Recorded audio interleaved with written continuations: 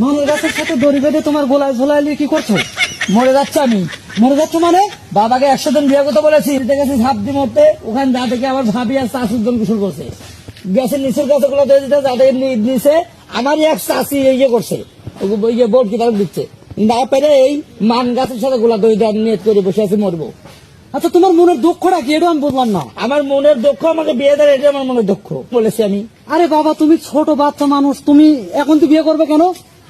আমার ঈশ্বরে পেকে গেছে, তুমি বোঝো না ব্যাপারটা। আমার ছোট ছোট বোনের বিয়ে করে 3-4 সালের বাপ। আচ্ছা তুমি মরবে ভালো কথা, তোমার হাতে লাইট কেন? মরার পর দাতা মানুষ দেখতে পাবে ওখানে লাশ মানুষ মেরেছে, তাছাড়া শিয়াল করে খাওয়া শেষ করে লাশটা। অবশ্যই অবশ্যই। না তোমার মরা যাবে না, তোমাকে আজকে তোমার বাবাকে বলে আমি বিয়ে দেওয়ার ব্যবস্থা করবো। কিন্তু ধরো ধরো, খোলো খোলো, এটা খুলে চলো, আসো আমার সাথে, আসো আসো। আমি আজকে করবো, আমি যাবো না, আমি অনেক বলেছি, কিন্তু সে কোনো কথাই শুনেনি।